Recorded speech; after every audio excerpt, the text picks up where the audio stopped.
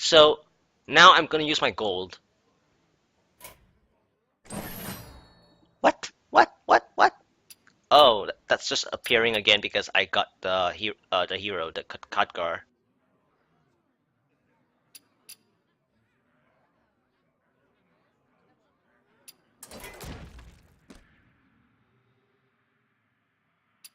All right, so I'm gonna test this out. I'm gonna buy packs, but what I'm gonna do here is not buy it all at once. There was one time, I think it was on my Asia region, okay, where I actually bought um I don't know, it was like 13 to 15 packs um at different intervals. Like sometimes I would buy 2 packs and then I would wait for like 30 seconds to 45 seconds, and sometimes I would wait for like almost 2 whole minutes and then buy another set of two or three. And I would do that over like almost within that half an hour. I bought those number of packs. And I ended up opening like, I don't remember exactly, but I think I actually opened up 3 legendaries out of 15 packs doing that way. And I'm not saying that that's how you should do things, but it's kind of like, since this is a digital system, right? Or a virtual system. So it's like opening booster packs. It's like you lining up physically at a store, and if you could only buy 2 packs at a time, queuing up because it's more fair for everyone else to not, wait behind you, that you have to re-queue and give everyone an opportunity to have a better random chance instead of you just hogging, and probably if you are really rich, you just buy everything, right? So like, and then this store gets sold out, and everyone will blame you, and you're not gonna be you're not getting out of there. You're not getting out of there if you suddenly bought 1,000 packs physically. I'm just saying, it's just a joke. But so basically, what I did was I just bought packs at different intervals, and I'm gonna try that.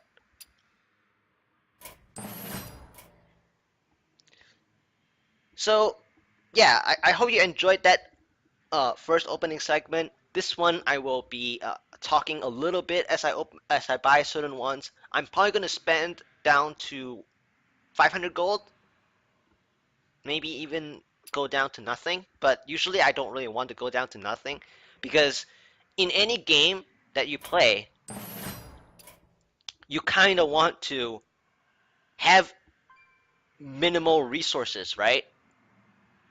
You just want to feel like there's always options for you to do something. Like, okay, I can have the minimum goal to do an arena, but what if you what if you obtain a really bad draft? Then you gotta spend real money. I mean, okay, if you have the habit of spending real money for this, then by all means. But if you don't, you just want to use in-game gold to do arena in that kind of manner, or even buying packs, or even doing something more interesting with the gold, then you know.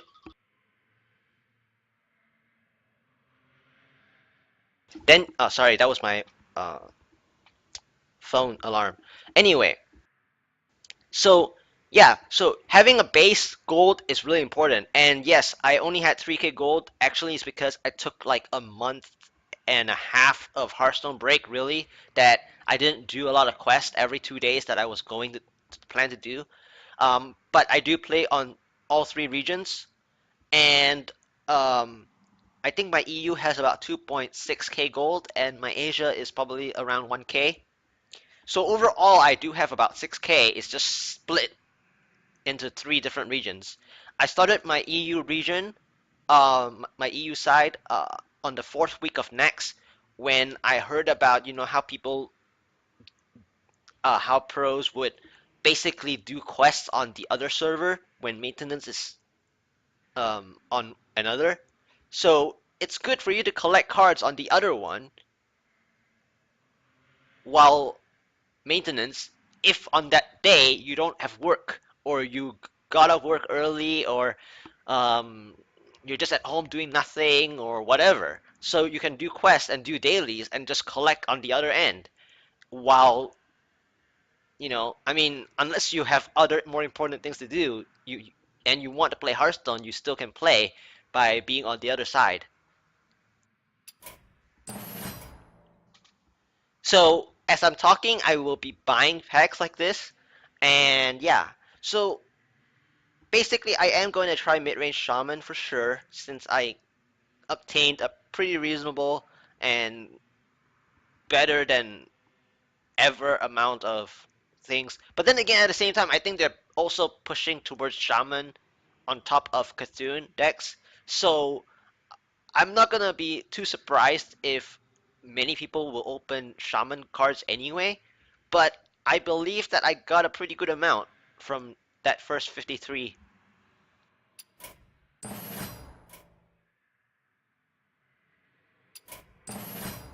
So I am going to just talk as I purchase 1 to 2 to sometimes 3 down to 500 gold. It will take a while, but at the same time, I really just want to do pack openings rather than um, gameplay. I do intend to watch certain people, but at the same time, I also want to have this recorded um, of opening packs that I didn't open too late, and I basically I just want to open it at the same time as other people so that it will feel um, a, a bit better in terms of recording.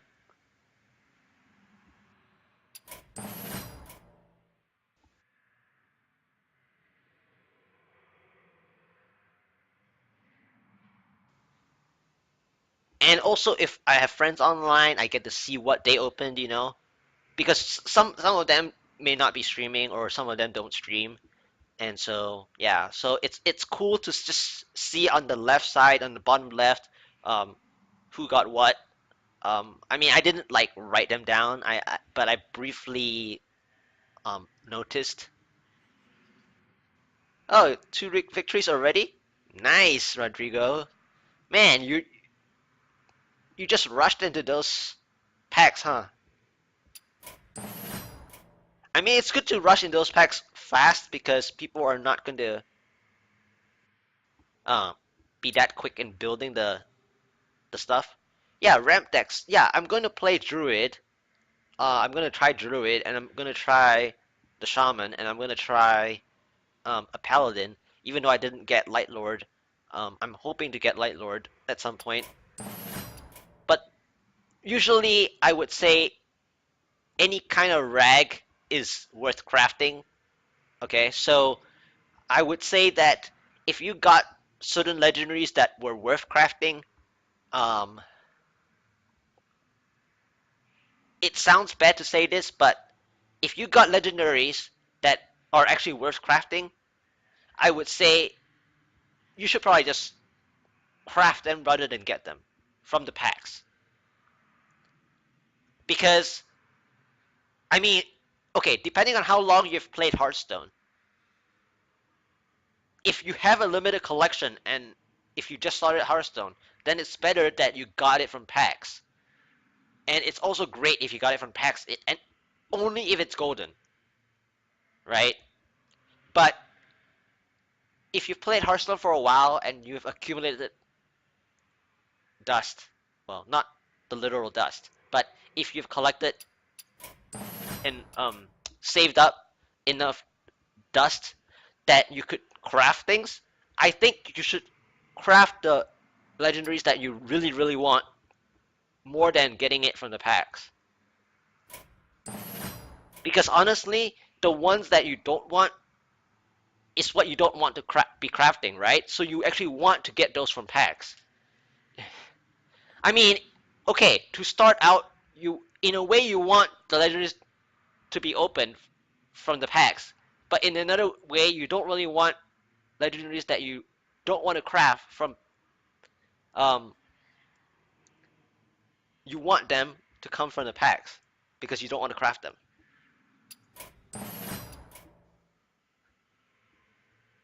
it's like I never gotten what's that card? I don't think I have Cho. So I mean, a lot of people just they probably played fun decks before, and they have Cho and they could do Cho. So I don't have Cho. I don't think so. Um, Millhouse Mana Storm. I don't think I have those. Not in any of the regions. And if I did, I guess I misremembered. But like those lower cost legendaries, there are a lot of them that I don't have. Like Tink Master, I think on EU I do have it from packs, but it's like those aren't worth crafting unless the meta asks you to do so, or that they're actually worth playing. So I feel like sometimes if you have played Hearthstone for a long time, you actually want legendaries that you don't wish to craft, and then you want legendaries that are awesome in the meta from packs and hope that they're golden.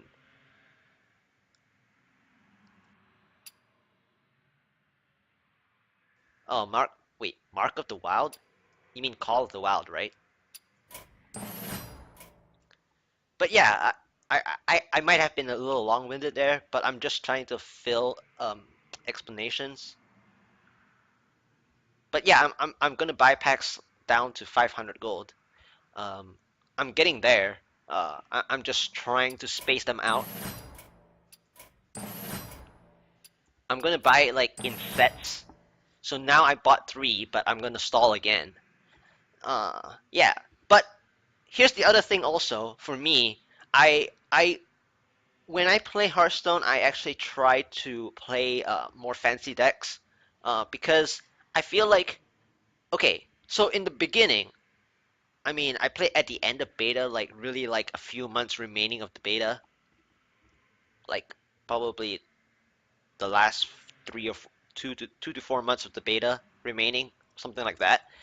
I started that at that time, and I mean, at that time, we don't, everyone has not many aggressive decks at that time, and like there are some, but not many. So when there was a control meta or like a slower meta, that you should be trying fancy stuff so that you actually learn the card text and the interaction. And that was a good time to do that. But obviously, it swayed me into the way to play in the wrong way because the game now turned, or not now, as in like at this moment, but it has had been ever since the ladder finally got the rank numbers going. Before it was just the insignia or the emblem style, and like the whole game is now about percentages more so than the actual physical card mechanics. Um, it's more about just the win percentages. And what I mean by that is, uh, pretty much, it's not really about the cards because it's just a deck list. It's like a full 30. It's almost like, um, what do they call those? Starter pack. It's kind of like those core starter packs, in a sense that even though they have legendaries and everything in those meta decks, but it just feels like the way that you're playing this game changed to where you're just playing core slash starter decks, starter packs kind of style. There's like nothing really cool about it, and only when Thorazon came in that I actually enjoyed a little bit more. Except people now, when they did Thorazon, they basically just reduced the cost of in the more lamer decks, or in the decks that will only become even more abused. Whereas Thorazon was supposed to generate uh, certain turns that you could do more with less.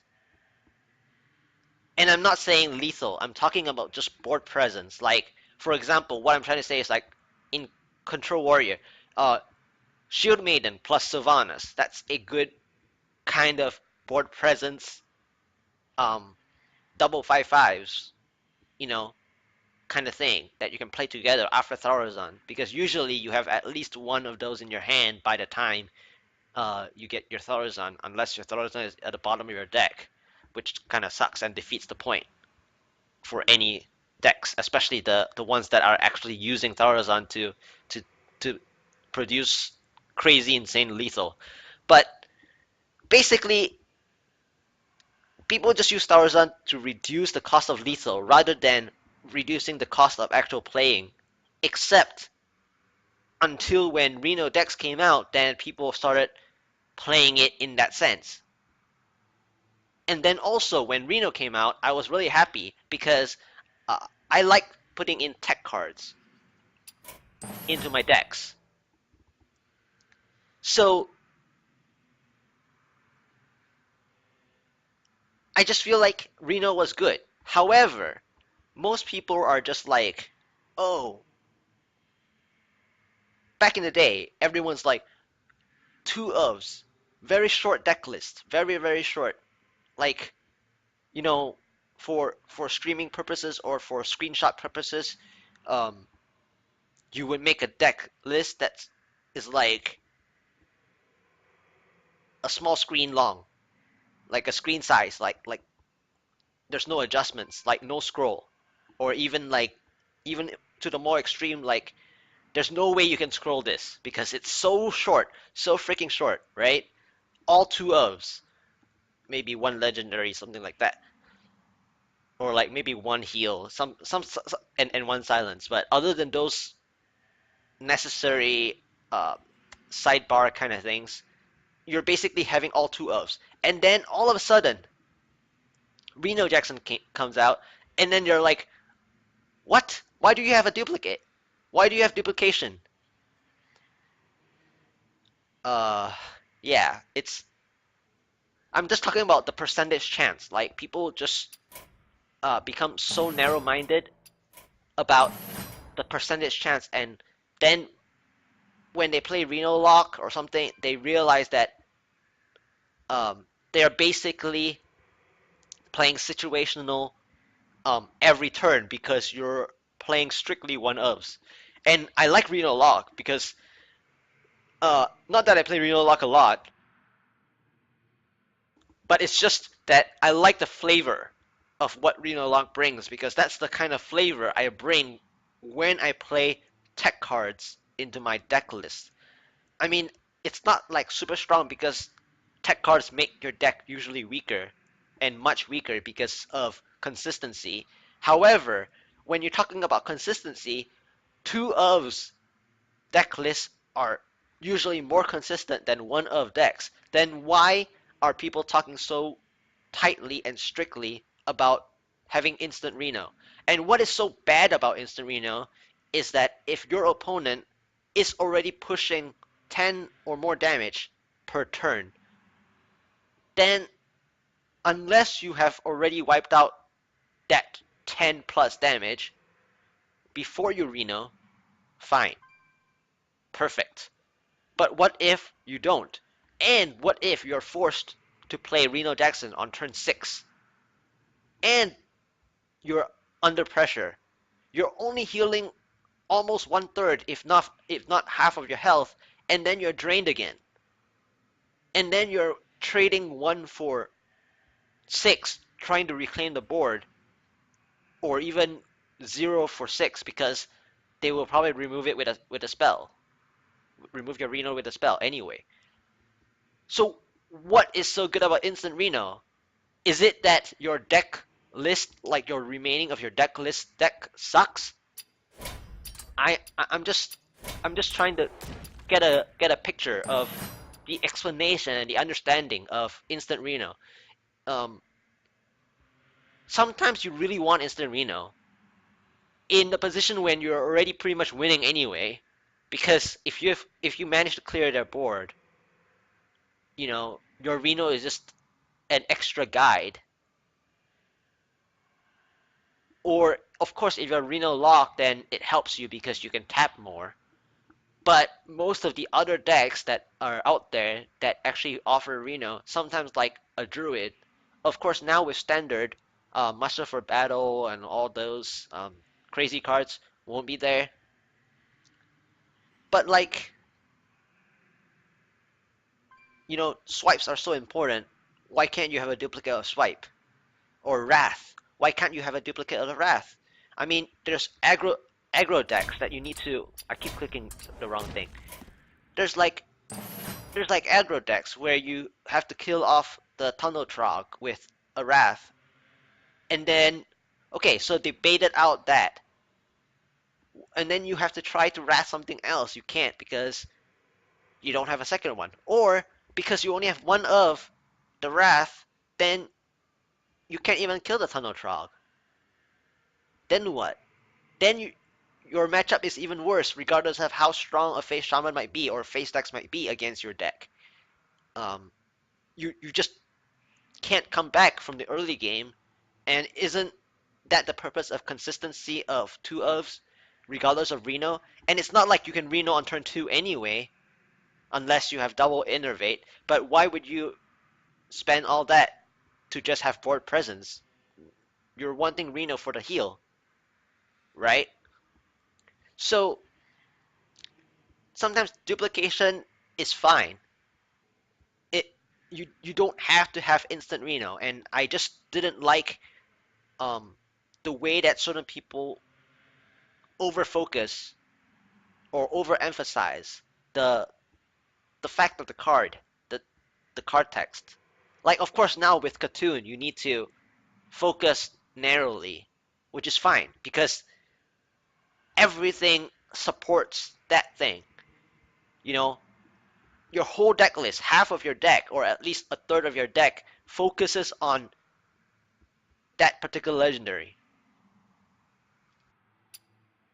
Just one with Renounced Darkness Cthulhu Warlock. Man, you are fast with making those, huh? Yeah, I'm almost done with buying packs and talking.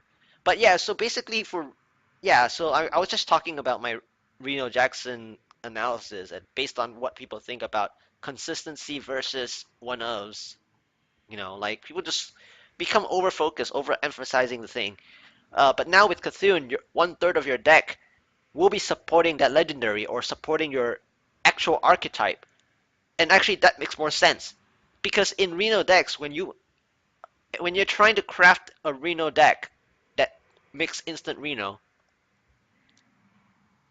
you know that you're choosing stronger cards for the purpose of it being situational and yet still effective.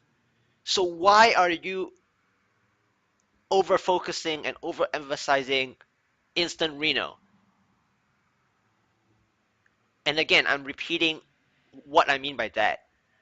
You're choosing strong cards for each mana cost and for each board presence for effective trade that usually those cards can trade 2 for 1 or buy you enough time to draw into Reno Jackson. So those cards, the rest of your deck should be really strong. So what's the real thing about instant Reno? Is it your other cards suck so bad that you have to have instant Reno? No, they are strong. You're just contradicting yourself. Really. I mean, okay, Reno Lock is one of the best in terms of just having one of everything. But that is why some people don't approve certain things because certain classes just cannot perform because their one of is just so ridiculously stupid. And yes, but Reno Mage is fine. Not the refined Reno Mage. I'm talking about just choosing strong cards for making a Reno Mage. And sometimes the strong card could be double Fireball or double Torch, right? Why can't you have a double Torch in Reno Mage?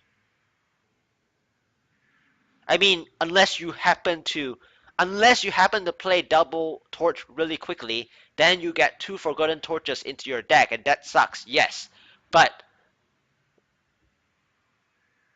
in the end, usually you get your torches either drawn, or you would play them at different times, or that you would play them um, just totally separately, that it shouldn't affect your deck and still make your deck strong, if not stronger, because you have an extra um, set of fireball. So like one duplication doesn't really make that much of a difference unless your whole deck sucks, that Reno Jackson is your win condition.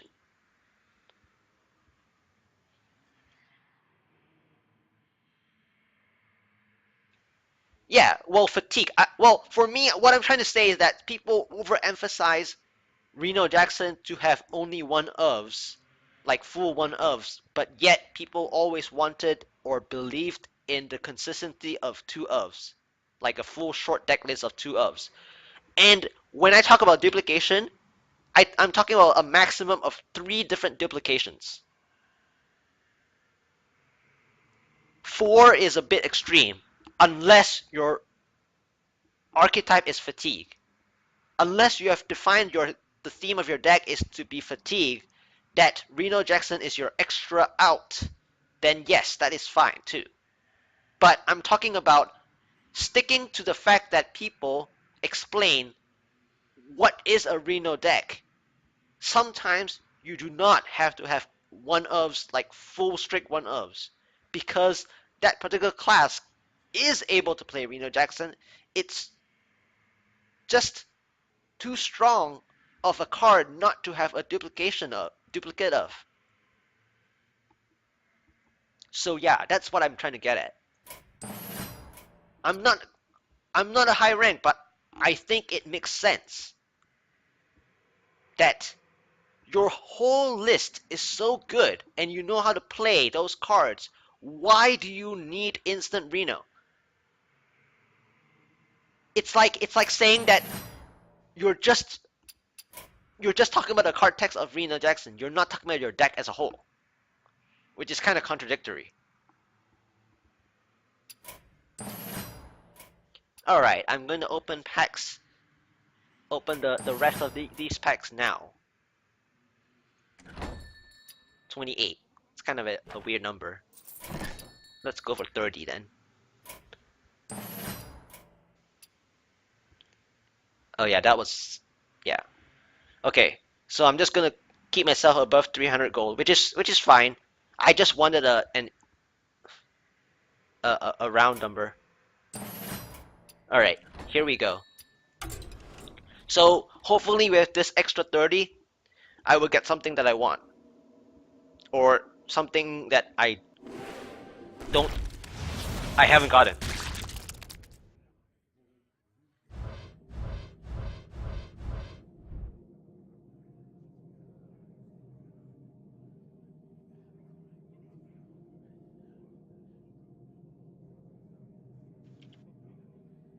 All right, here we go.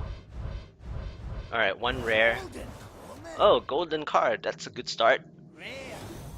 Golden divine strength.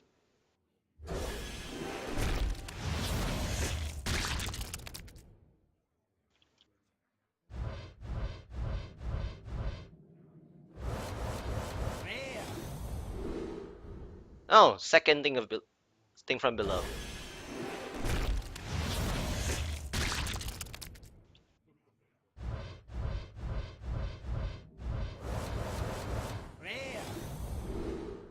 Oh, second Mire Keeper probably.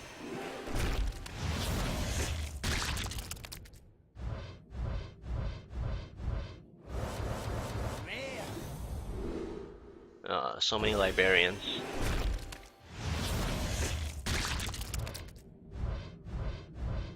Legendary, sweet. Legendary, nice. So I bought these cards at separate times. Like some of them I bought in sets of two or three, but most of them I bought one at a time while I was talking.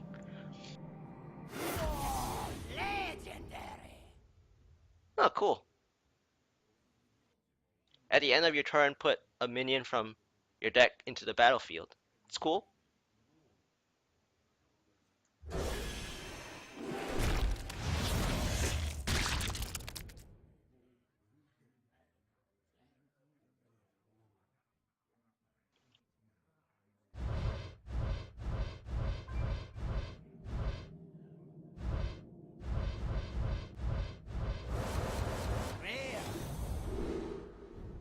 Lots of infestation here.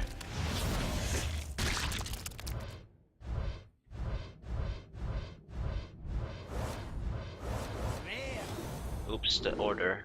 Never mind. Wow, my friend got the twin emperor. That would be fun to watch. And I got an epic here. Blood Warriors, Second Eater.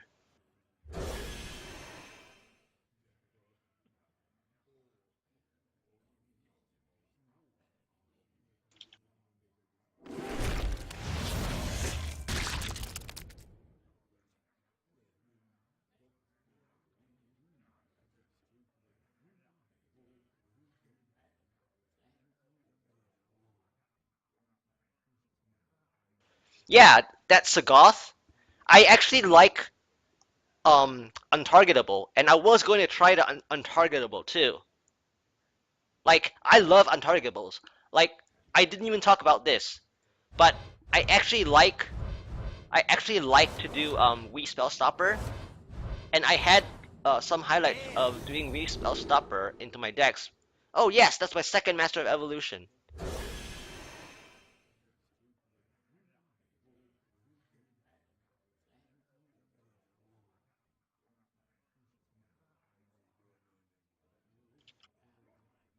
I like making my things untargetable. Like, for example, Trogzor, with those burly Trogs that were untargetable because of Wii Spell Stopper.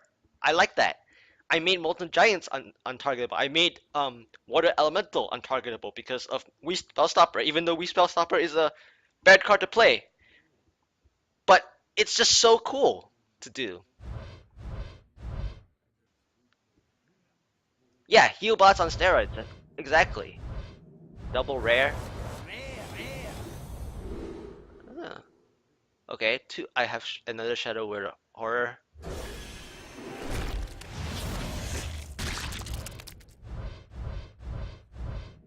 Oh, just a rare. Okay, more Bogs and more Frostwakers. That's my third Bog Creeper. Oh my god, another legendary! Oh my god, look at this! I bought the packs at separate intervals. Okay, I bought packs at different intervals as I was talking my head off. I talked for like, how long did I talk for? Like 25 to 30 minutes?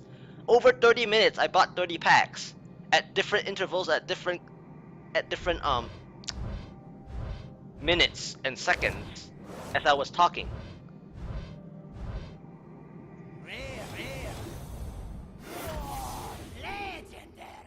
Cool. I actually want to try this out even though it's not a good card. I actually want to try that card even though it's not a good card. I mean, it's basically like a Shadow Flaming. It's basically like Shadow Flaming your Sea Giant or something like that. Or Molten Giant now. So that'll be interesting. But so far, I've gotten two legendaries from separately buying things, just like last time, which was like a year ago. I did this same thing. I would be just waiting it out and then buying more packs, waiting, buy more packs, waiting, buy more packs. I'm not saying that this is a really small sample size, but with this small sample size, I actually gotten more I've gotten two legendaries out of this.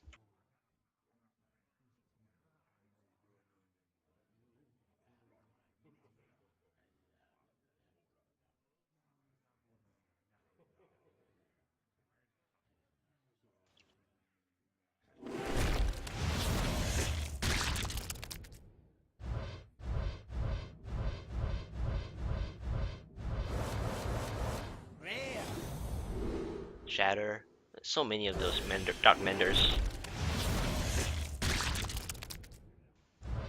Epic, rare. Oh wow, two epics, double epic, and a rare.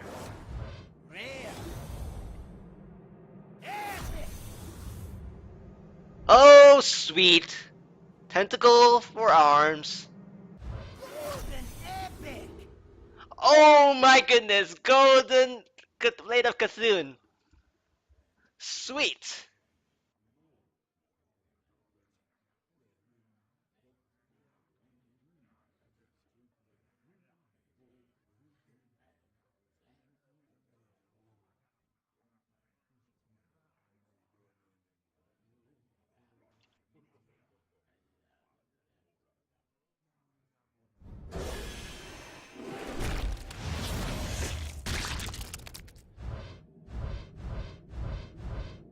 Double rare. It's pretty cool.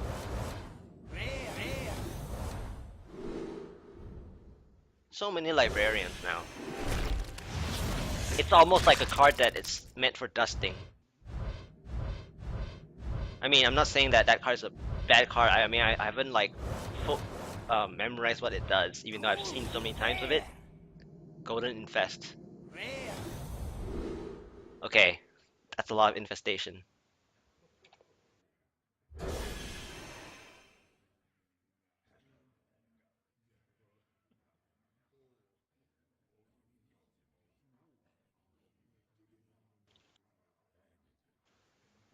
But yeah, epic, epic. Shadowcaster. Cool.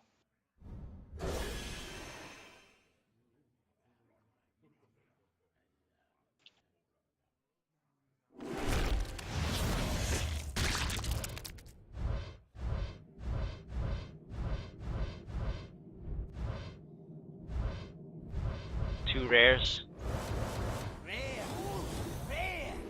Oh yes, it's my second cult sorcerer. Sweet. And a golden infested wolf. That's pretty cool. So my second cult sorcerer.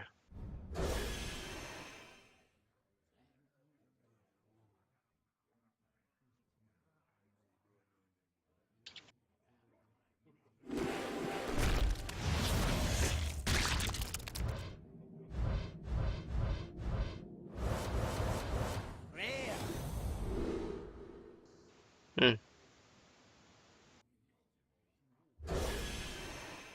Am I the only one who thinks Beckoner Eel sucks? I don't know. It's good early game just to buff up your Cthulhu, but yeah, it's kind of like a flame juggler that's really bad, right? Two rares, okay. Oh, is that my second Undercity Huckster? Probably second or third.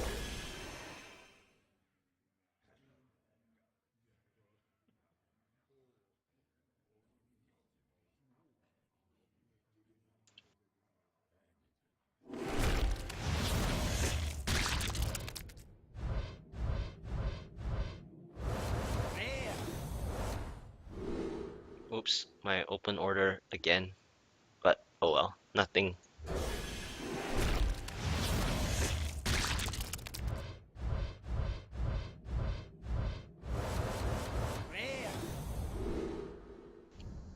Third Master of Evolution.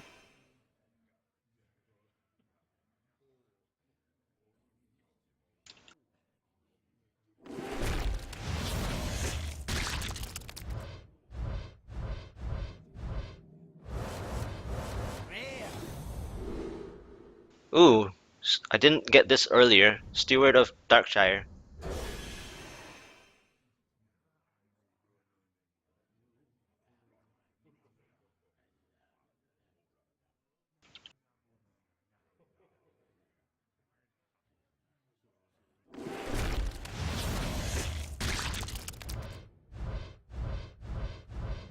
Epic, nice. Oh, earlier I didn't read it. Twilight Flame Caller. I think I got one of those and I just skipped it. Or was it Twilight Summoner? One of those. Okay. Oh, snap! Golden one of those. I mean, not that I'm gonna play that, even though I want to try it, just like I tried Anima Golem. Um, but I feel like it's kind of funny to try. Maybe try it in a friends versus game and try to have some fun with it.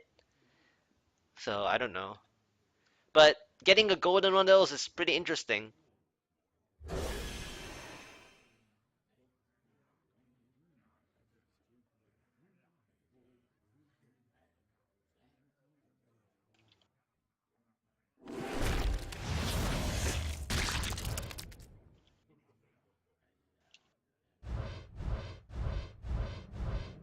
A rare and another epic. Golden common. Ooh, golden.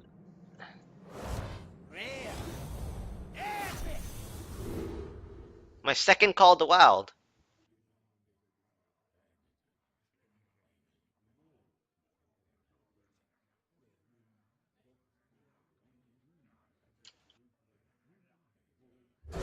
That's pretty cool.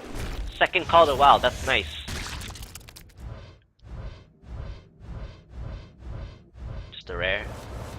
Rare. Lots of infest. Yeah, I don't mind getting epics. I actually like getting epics because that means I reduce the number of things I have to craft. Rare. Forlorn Stalker? I don't think I remember seeing this card.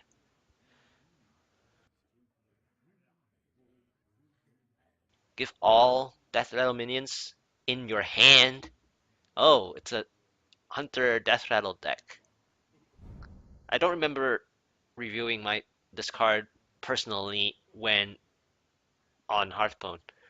But yeah, this is cool.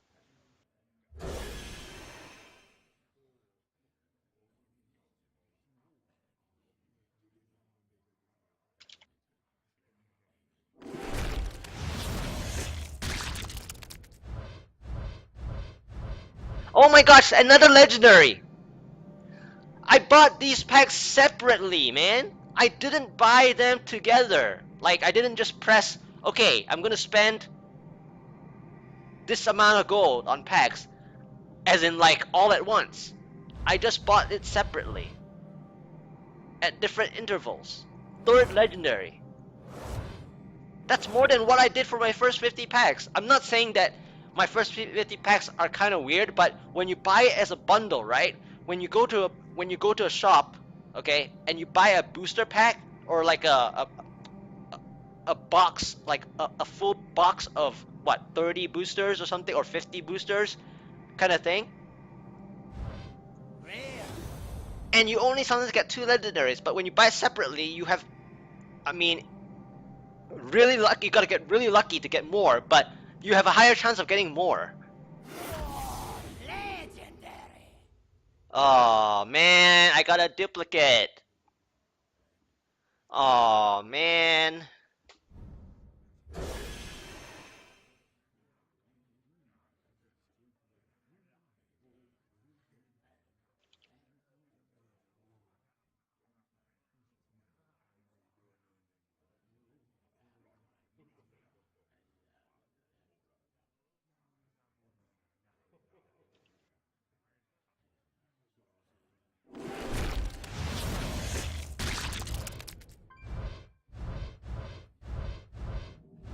Rare. Rare. Is that my second Klaxi?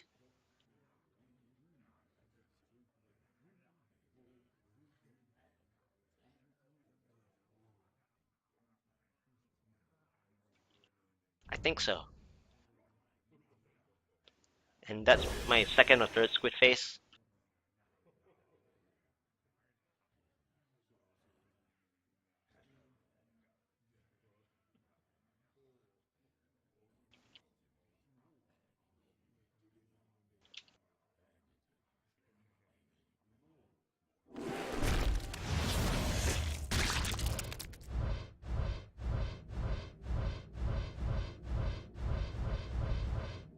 Okay, that's it.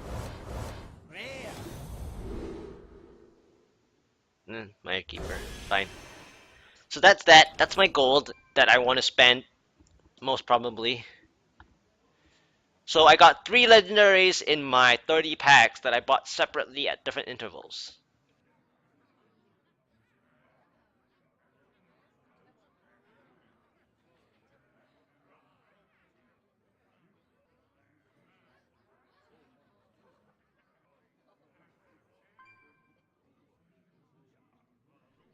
Oh my goodness, my friend's opening legendaries after legendaries after legendaries.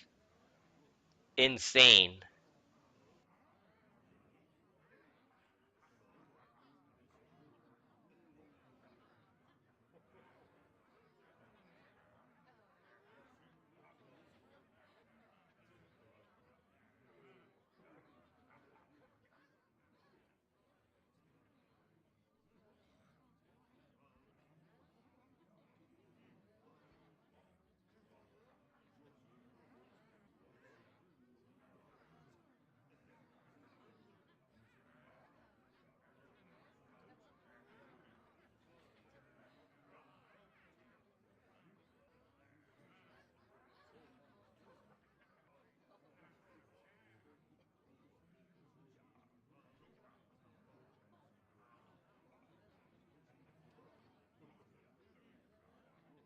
Alright, so new.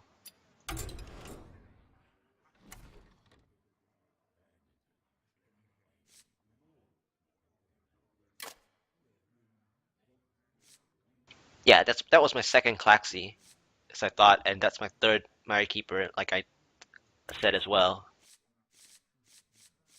So I got my second Call of the Wild, which I said, and I knew I didn't see one of those. And that's my second call. So sort of like I said, I kind of knew it, that was coming, and that's my first servant. Well, at least I got one of these to try, and that's what I wanted to try too, the servant.